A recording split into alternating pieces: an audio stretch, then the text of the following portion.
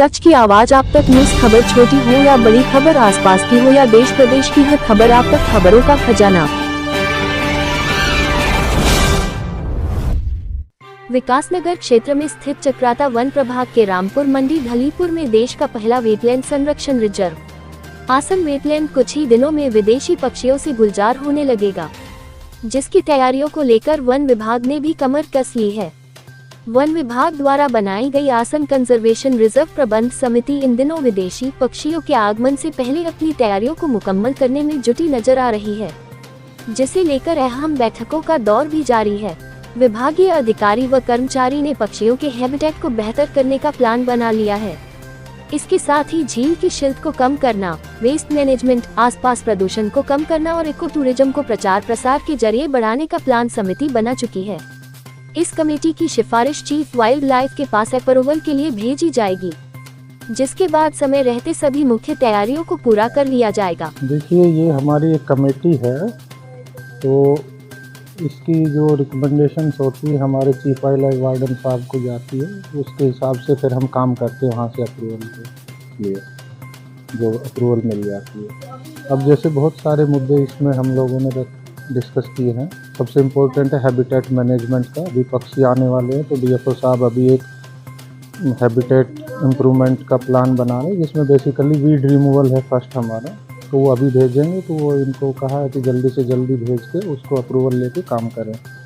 दूसरा, फिर इंजीनियर्स लोगों से भी बात हुई है कि सिल्टेशन का है, यहाँ पे प्रॉब्लम रहती है, तो उसके लिए भी हम लोग अपनी वर्किंग प्लान, जो मैनेजमेंट प्लान इसका बन रहा है, उसमें रखेंगे, ताकि इसको जब भी ज़रूरत पड़े तो एक फॉर्मल अप्रूवल हमेशा रहे उनके पास, और CWLW साहब से टाइम टू टाइम अप्रूवल उनको मिल जाए, तक वो भी हो जाए हमारा।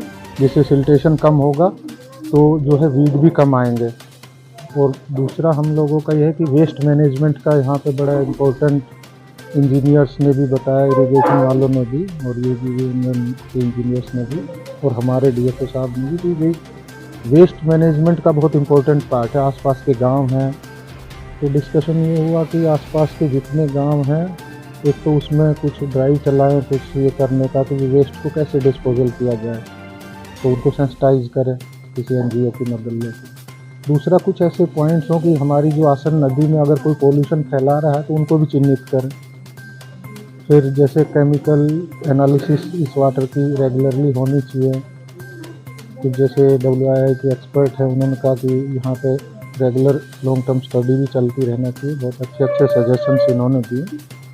इको टूरिज़्म के लिए भी, क्योंकि डीएफओ साहब का भी काफ़ी एक्सपीरियंस है इको टूरिज़्म में, क्योंकि ये मेरे अंडर में रुद्रप्रयाग में भी देख रहा था। तो इको टूरिज़्म को हम एक तो साइनेज वगैरह हमारे प्रॉपर नहीं है अभी, तो साइनेज प्रॉपरली, जैसे देहरादून से यहाँ आते टाइम कोई साइनेज हमने देखा नहीं। इधर हिमाचल के वहाँ भी साइनेज लगे हमारे कुछ, और एक वेबसाइट ये लोग डेवलप करें, अभी कर भी रहे, काम चल रहा है, ताकि विजिटर्स को यहाँ का पता चले कि भी ये भी कोई साइट है।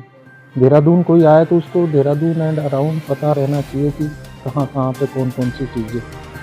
तो इन चीज़ों पे हम लोगों ने काफ़ी डिस्कशन किया। बार बार एक इशू आता है यहाँ, जैसे प्रेशर्स की वजह से काफ़ी डिस्टर्बेंस रहता है, तो शायद पक्षी भी इन चीज़ों से डिस्टर्ब होते होंगे, लेकिन वो एक समस्या ये है कि हिमाचल के एरिया में, हाँ, वो दूसरे स्टेट के हैं। अब हम लोगों के यहाँ तो कोई ऐसी एक्टिविटी है नहीं, तो हम तो अपने स्टेट की बात करेंगे। दूसरे स्टेट में तो पत्रकार कुछ किया जाता है सर, क्योंकि वो तो CWLW साहब के माध्यम से अगर हो सकता होगा तो वहाँ पे डिस्कशन भी कर सकते हैं। बाकी क्योंकि दूसरे स्टेट में हम लोग कितना हस्तक्षेप कर पाएंगे वो डिपेंड करता है। फिलहाल कंजर्वेशन को लेकर तैयारियाँ पूरी हैं? हाँ, हम लोग अपनी तैयारी पूरी कर रहे हैं। अभी एक वीड मैनेजमेंट वाला जो है इरेडिकेशन का, वो हम तुरंत जो है 10-15 दिन में अप्रूवल लेके उसमें काम कर लेंगे, ताकि पक्षी आए तो उनको जो एक अच्छा वो मिले।